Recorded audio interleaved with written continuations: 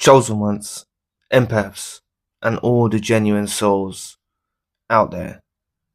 Um, when you're in control of your carnal desires, this really keeps narcissists that are involved in your life or potentially involved in your life at bay. Now, I want you to look back in retrospect at these romantic relationships you had with narcissists. And oftentimes, not all the time, but more often than not, the narcissist that you didn't know was a narcissist that was involved in your life often kind of put pressure on you to be intimate rather quickly. Okay. And you may have had a cessation. Is cessation the right word? Like you may have had sensations or a desire to engage with it. Okay. But they want to basically get you in this. They want to bring physicality into the mix as soon as possible because realistically, they don't actually have, without adding intimacy into the dynamics. There's not much that they actually offer, and once intimacy is implemented within a narcissistic dynamic relationship, it becomes more confusing for you as the victim of abuse. Okay, it becomes more confusing and more complex for you to try and get out. Okay, because naturally you have chemical releases, dopamine releases, and things like this, right? And orgasms and things like this, right? So you're kind of wiring your brain to feel like you're being rewarded when really, whether they're subtly abusing you or more overtly abusing you, you're kind of not noticing that you're actually in this dynamic. And that's why I'm trying to encourage you to be in control of these carnal desires. Now, this is a human instinct. It's built in the human being for reproduction, right? Initially, right? That's what the reason it's there for. So humankind reproduces theoretically, right? Theoretically, because obviously some people can't have children and things like that. But this is why this desire is in you. But if you maintain and harness a balance and try and control it, especially after everything you've been through. Now, you may have been through narcissist after narcissist after narcissist, not only in just romantic relationships, in other areas as well, friends, family, colleagues, associates, sorry. You may have dealt with narcissists involved in your life from all angles, or it was just this romantic narcissist involved in your life, or romantic narcissists involved in your life, right? So what I would just suggest is going forward, okay, especially after the relationship's ended, take your time to pull away from engagement in that type of activity, okay? And obviously, if you meet someone new, then if you meet someone new and you don't have to tell them, you don't have to disclose that you're celibate or anything like that, but you can not, let people in too quickly, okay? And they'll try, and what this will do is the ones that are not serious, like not some narcissists will keep persevering and they will stay around you despite you, not giving in to carnal desires and not wanting to engage in that. Some of them will stay around you, but at least if you have this approach, relatively speaking, it's going to keep them at bay from bringing in, because you can still have soul ties even without intimacy. But I'm saying when you add intimacy into the mix, it does make soul ties more intense, and that's what I was just disclosing a moment ago. It makes it more confusing because the dopamine reward system and the chemistry and things like this, right? You'll feel a connection with someone that doesn't deserve to feel your connection or doesn't deserve to have your time. All right. So I would just advise you, don't get involved. Like, you don't get involved with people too quickly, because they do try to encourage you, right? And it's not just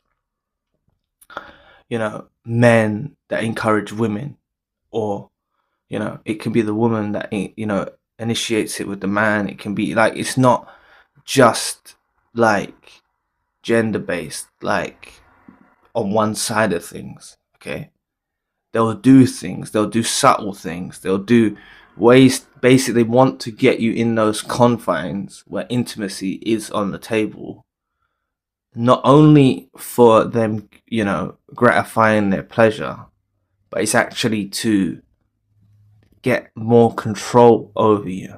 All right. And oftentimes, what narcissists involved in your life will do, okay, is they can, not all of them do this, but they can actually, how can I put it? The words have gone from my mind. They can show less affection. So after you've been in an intimate relationship with a narcissist involved in your life, they can actually pull away, okay, and then you're going to be the one that's having the carnal desire, like wanting that, but they're pulling away. This is what I've heard from many people I've spoken to in one-to-one sessions. This is what narcissists involved in your life can do. They can pull away. I can't find the right word that I'm trying to use to describe it. Sorry, I do apologize. Like they can go cold and not like, so it's like that you're desiring it and they're not, basically, you see. This is what they can often do as well, but it's only once they've got you into the mix. So they have like a control over you sexually, to where they're withholding. That's the right word. Sorry, it was on the tip of my mind. I couldn't get it out. They withhold intimacy sometimes to gain control, but only after they've already been engaged in intimacy with you. And that's why I'm trying to encourage you to be in control of your carnal desires. It's natural that you have these feelings and naturally that you have these emotions, but letting the wrong people in is definitely the wrong way to go about it. And what I suggest is, obviously, if you I'm not, you know, I'm not telling you to become, you know, a priest or a nun, right? But you can do that if you want to. You know, you can take an act or a vow of celibacy, but it doesn't need to be for a lifetime. It's just you do that so you can figure people out. Because if you take that off the table, right? Many, not only narcissists, but many even toxic individuals you encounter, users and abusers, they're only after one thing. They're going to disperse immediately because they're only after one thing. And there's a lot of people out there in the world that are only after one thing, that will actually say the words "I love you" as a tool of deception to only get one thing, okay? And they'll do these types of things. They'll show affection just to get one thing, right? So this is why I encourage you to try and, you know, this is a very important video. I don't know how I'm going to try and, I hope it is well received, or I hope, you know, this does help you. Okay, you may have seen this in your own life, and I want you to reflect on how the narcissist involved in your life did initiate the intimacy, and it's obviously you was willing to engage. I'm not criticizing you for that or anything like that. I'm not putting you down or anything like that. You was willing to engage in that, but I just want you to see that they had, it was a tool of deception why they wanted to strategically use intimacy to get close, to make you depend on them. And then further down the line, they might start withdrawing. And you might start having self-esteem issues or confidence issues or things of that nature. This is what they can often do. Other narcissists can be overly sexual in nature, where they drain you. Okay, this is another, this is another tactic of theirs. They can actually be over affectionate and over sexualized, so they drain you. They drain you to the core. Okay, this is tactics that they use. So I do encourage you to try and control your carnal desires, which is, it's an innate desire in humankind, of course.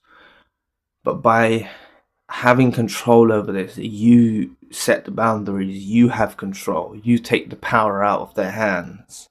Okay, you take the power out of their hands, and it's very important that you do this with narcissists involved in your life, right? Just don't rush into new relationships. Like, for example, you meet someone at the bar, or you meet someone at the club, or you meet someone in the street, or you meet someone on a dating app, and intimacy is so quickly, initiated. I'm not judging you on it. There's nothing wrong with that. You could actually have authentic, real relationships that are built on those. Perhaps your parents, your grandparents met in that way, and they had healthy relationships lifelong, right? Or they had significant long period times of relationships, you know what I'm saying? But I'm just saying these days, this day and age, it's just right and important to try and, control your carnal desires and not let people in too quickly. It's very, very, very important, especially after the narcissistic abuse you've been through. And I want you to understand that these narcissists involved in your life used it. They use the words "I love you" as a tool of deception. They use intimacy as a tool of deception. They use intimacy to gain control so they can start to manipulate you and exploit you in other ways, whether that's financially or other ways of abuse. This is what they'll do to exploit you. There are other ways of narcissistic abuse, exploiting, taking your energy, financially abusing you, making you dependent upon them, isolating you. They can do all sorts of things, right? Like isolating you from your family, isolating you from your children, isolating you from your work, making you, like they can get in the way of your job, they can get in the way of all these things, and all these things can be tied back to being intimate with a narcissist involved in your life, right? So please try and incorporate controlling your carnal desires going forward, because many narcissists are out there, and many narcissists gravitate towards you because you are an authentic soul, a genuine soul, a chosen one, an empath, and they gravitate towards you. They need your energy. They need your supply source, right? So they want to initiate intimacy with you as quickly as possible a lot of the times, all right? So just be careful out there. Be very vigilant. And just try to, get in control of your carnal desires. It's a natural human, emotion or desire. It's built into the human. But, this is going to keep them at bay. Future ones that are going to try and infiltrate your life, this is going to keep them at bay. So anyway, thank you for listening today. I really appreciate the support. Please book a session if you'd like to. You may donate or support to the channel if you want to. Check out the main channel for more content. My podcast is now on Spotify. All links you need are in the description box below. If you would like access to over 100 exclusive videos, daily uploads and custom video requests, join my membership program at zionmembership.com. Links also in the description box below. There's a 3-day free trial and you can cancel at any time. All content is made by me with no ties to any organisation or university. Your support truly keeps us going. I'll be back with another video soon. Peace.